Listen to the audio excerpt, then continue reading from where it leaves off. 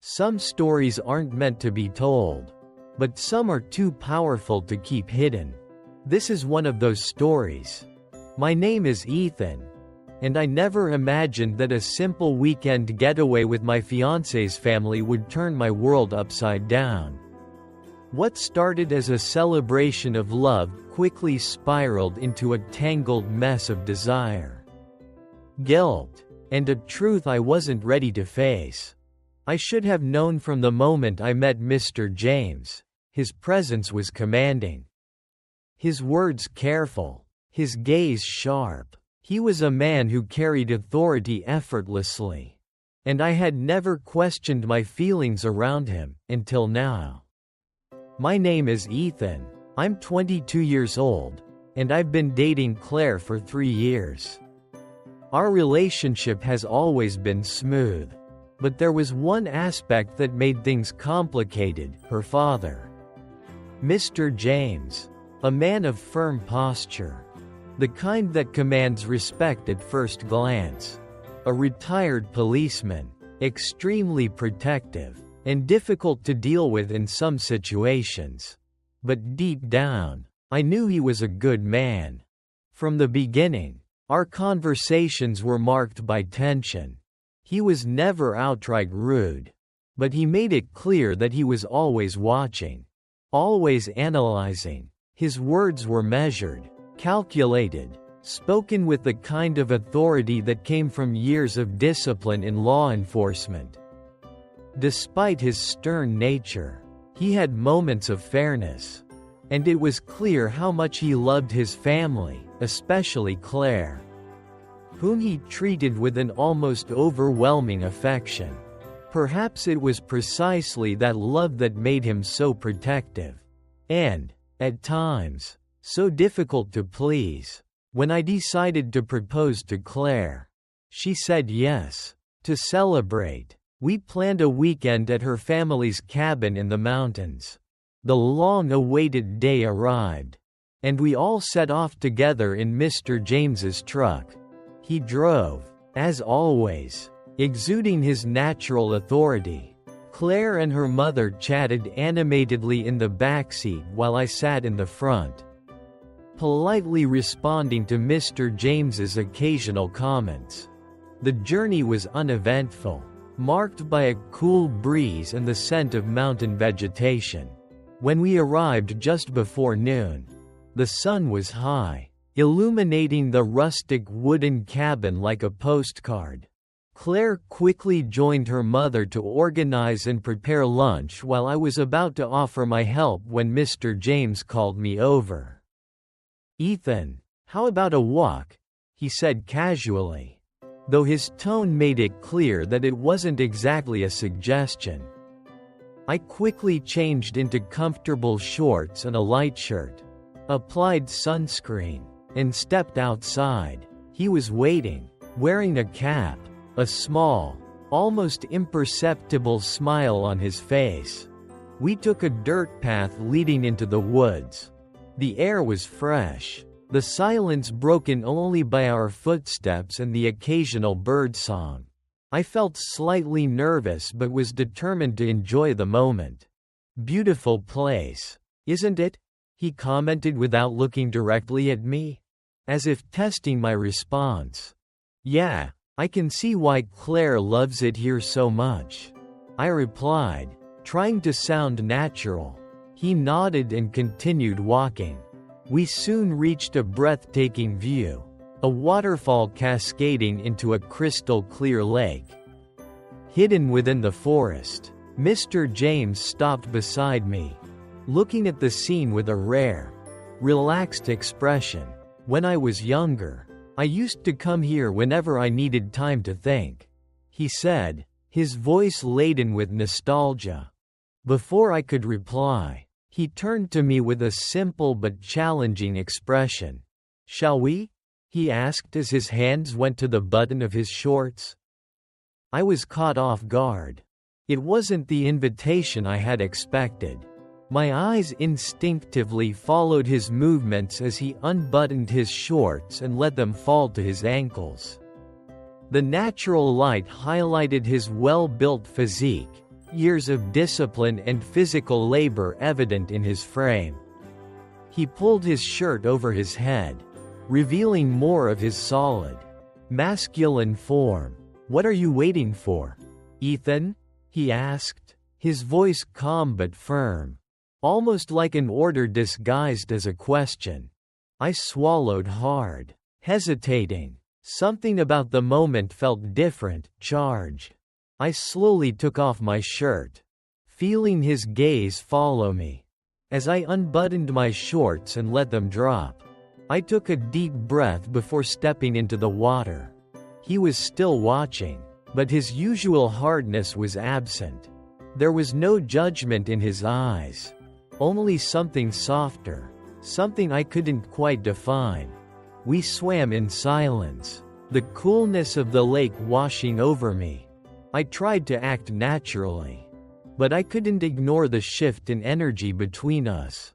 Mr. James, just a few feet away, seemed different, more at ease, more human. As I watched him run water through his hair, my eyes drifted lower. That's when I realized something. His hand, submerged in the water, wasn't just adjusting his swimwear.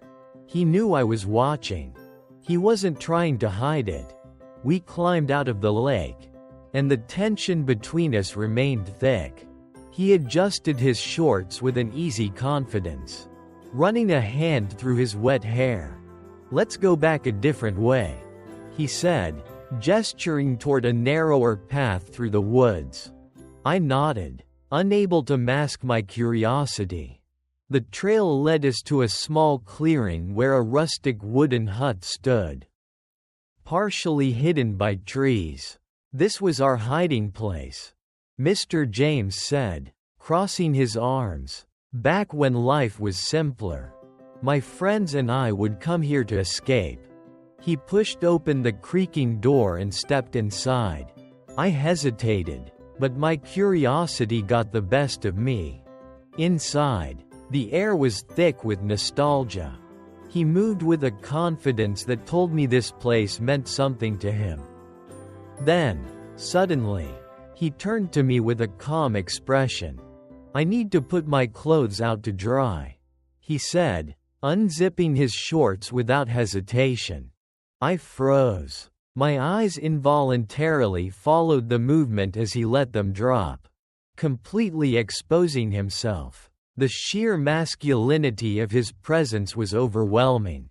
"Put yours out to dry too," he suggested.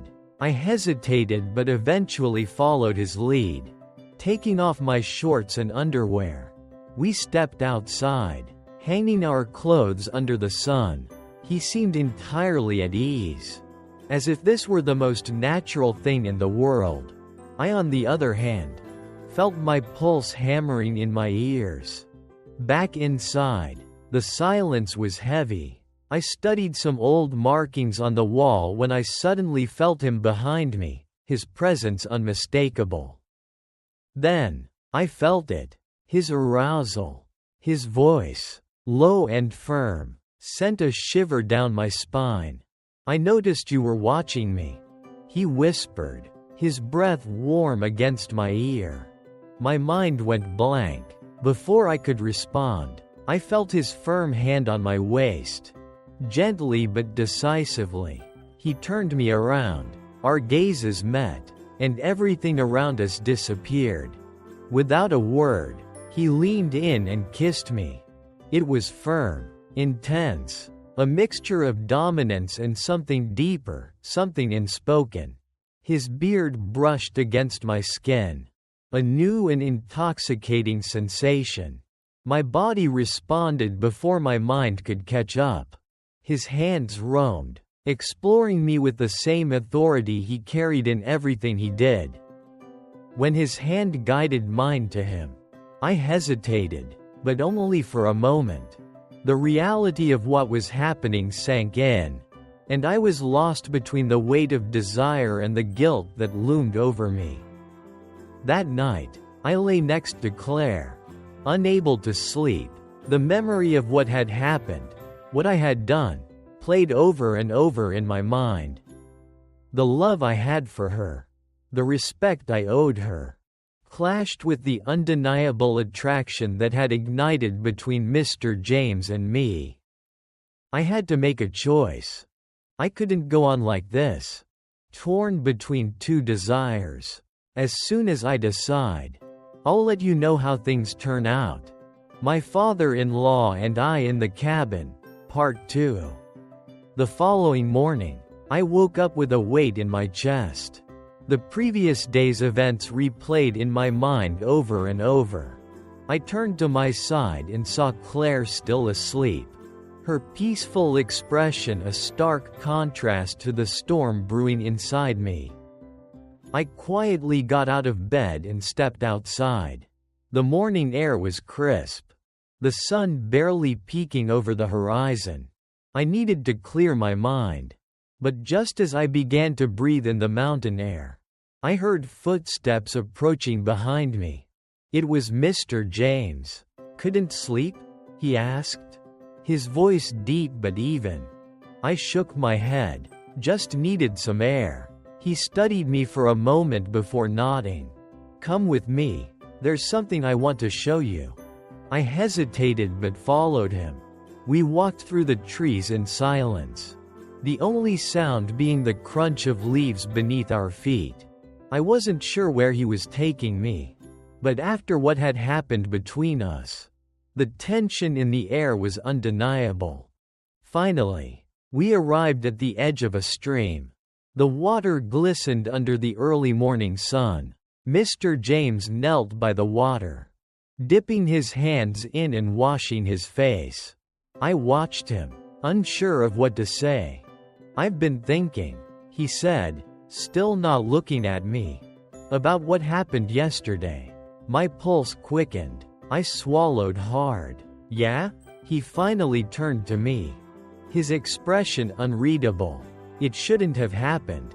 I exhaled slowly, a strange mix of relief and disappointment washing over me. "I know." He stood up, facing me. "But it did." For a long moment, we just stood there, the rushing water the only sound between us. Then, to my surprise, he reached out, placing a hand on my shoulder. "I don't regret it, Ethan. But Claire, she doesn't deserve this." I nodded, unable to argue. My feelings were a mess. But he was right. Whatever had sparked between us wasn't just about desire, it was something deeper. Something more dangerous. "We have to put this behind us," he said firmly. "For Claire's sake." I forced a nod. "Yeah, you're right." The silence stretched on. He held my gaze for a moment longer before stepping back. "Let's head back." We walked in silence, but the weight of what had been said, and left unsaid, hung between us. I wasn't sure if I could truly let go. But I knew one thing. My life had just become a whole lot more complicated. As we stepped back into the cabin, Claire greeted me with a bright smile, completely unaware of the inner turmoil raging inside me. I forced a smile in return. But deep down, I knew things would never be the same again. The rest of the day passed in a blur. I spent time with Claire and her mother, helping around the cabin, pretending that everything was fine. Mr. James, on the other hand, acted as though nothing had happened. His usual composed self. He spoke with ease, laughed at Claire's jokes, and never once gave any indication that our moment by the stream had even taken place. But I could feel it. Every glance he threw my way. Every moment of silence between us. The unspoken tension still lingered in the air like an unfinished conversation. That evening, as we sat around the dinner table, I noticed Mr. James occasionally stealing glances at me. There was something behind those looks, something I couldn't quite place. Was it regret? Curiosity? Or was he wondering if I was as conflicted as he was?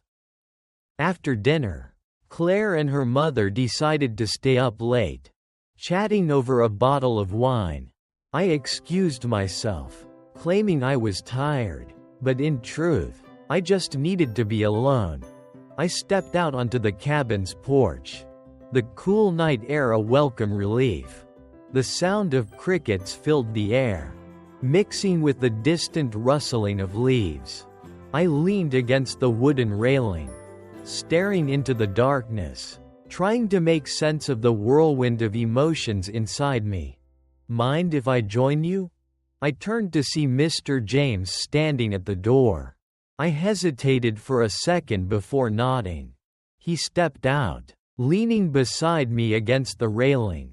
For a while, neither of us spoke. The silence between us was thick, yet not entirely uncomfortable. "It's a beautiful night," he finally said, breaking the quiet. "Yeah," I replied, though my mind was elsewhere. He exhaled deeply, looking up at the sky. "Ethan, I meant what I said earlier. We have to move on."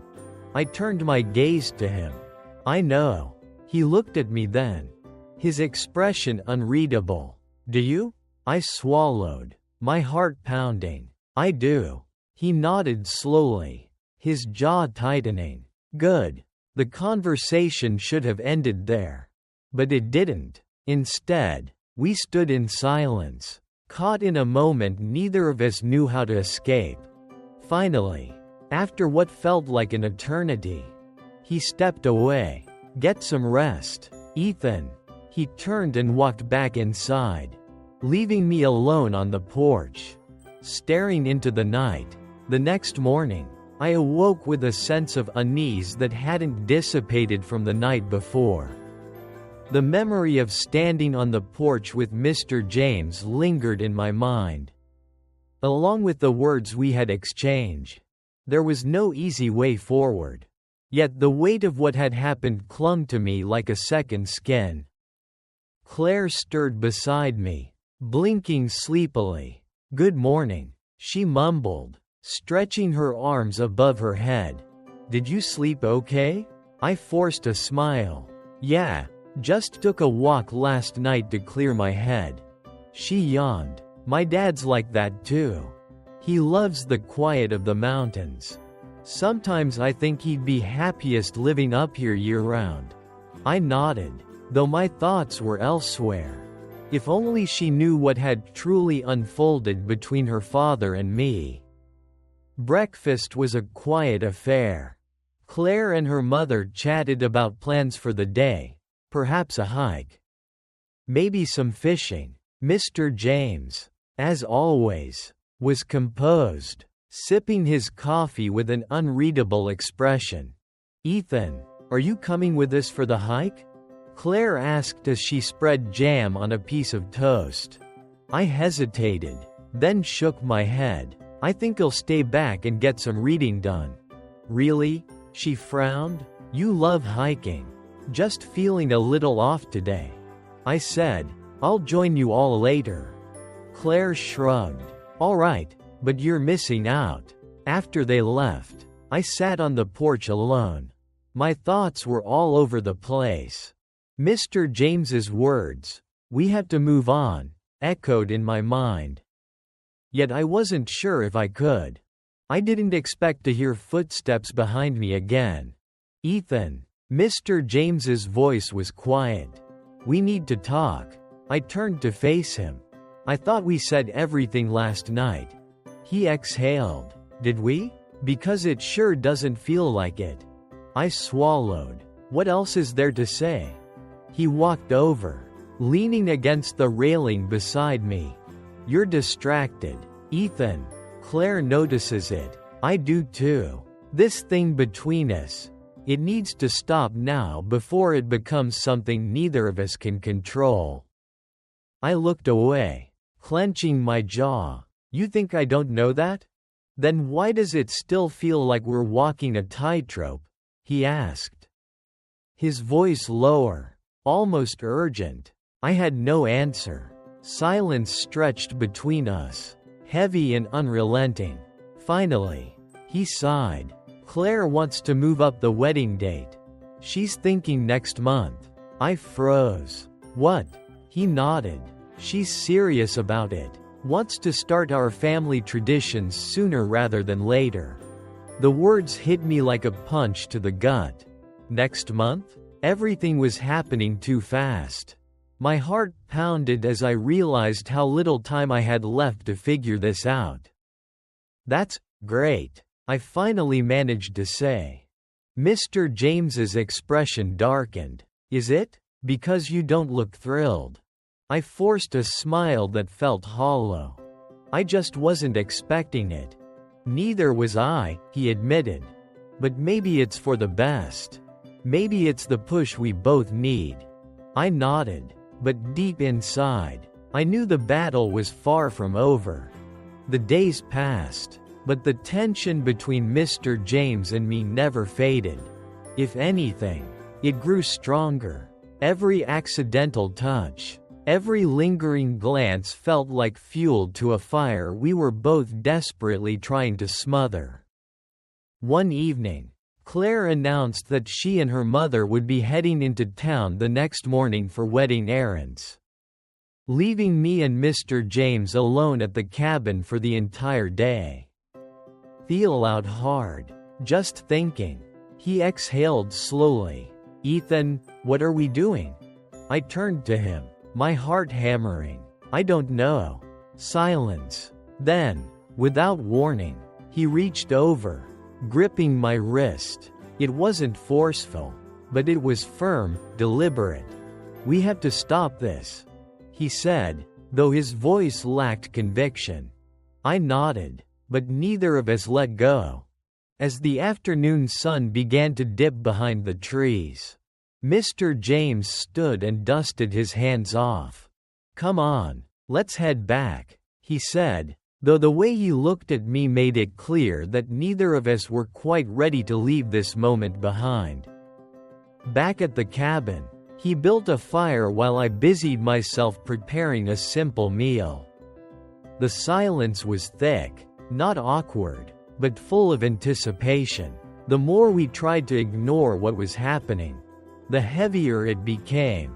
As I handed him a plate, our fingers brushed. A jolt of electricity shot up my arm, and I saw the flicker of something deep in his eyes. Something he was fighting just as much as I was. Ethan, he murmured, voice low. I swallowed. Yeah?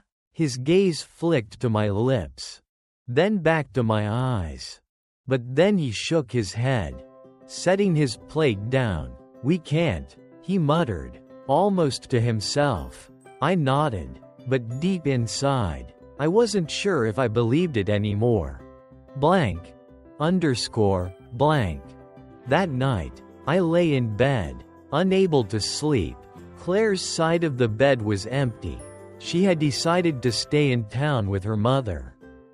The house was dark and silent, but my thoughts were anything but. A soft knock at my door sent a jolt through me. I knew who it was before I even opened it. Mr. James stood there, looking as conflicted as I felt. Neither of us spoke. We didn't need to. One step. That's all it took for him to cross the threshold. One moment of hesitation before his lips were on mine. Hot and urgent. Every ounce of restraint we had fought for crumbled in an instant. The room was dark, lit only by the dim moonlight spilling through the window. His hands found my waist, fingers pressing in, and I shivered under his touch. There was no hesitation now. No second guessing, just raw, undeniable want. As dawn approached, we lay tangled together, staring at the ceiling in silence. The weight of what had just happened settled over us like a thick fog. This can't happen again, he finally said, his voice barely above a whisper. I turned to him. I know. But even as I said the words, I wasn't sure if I meant them. He sighed, rubbing a hand over his face. We need to figure this out, Ethan, before we hurt her. I swallowed hard. The mention of Claire twisting a knife of guilt in my chest. I love her, I whispered, more to myself than to him. I know, he said, that's the problem. The sun was starting to rise, casting golden light through the window. I forced myself to move, to sit up, to put space between us before the weight of what we had done could drown me completely. Mr. James sat up too, running a hand through his hair. We have to make a choice, he said finally, and we have to make it now. I nodded, but I had no idea what the right choice was. Weeks have passed since that night, yet the moment still lingers in my mind. The memory of his touch, the fire in his eyes, it's a shadow that refuses to fade. I made a choice, but was it the right one? Claire and I are moving forward with the wedding, pretending as if nothing happened. Mr. James and I share fleeting glances. Careful and measured, we both know the truth, yet neither of us dares to say it out loud. Some truths are too heavy to carry, so we bury them deep, hoping they will stay hidden. But secrets have a way of unraveling. Did I make the right decision? Or did I leave behind something that was meant to be? Only time will tell. Blank. _ blank. Thank you for joining me on this journey.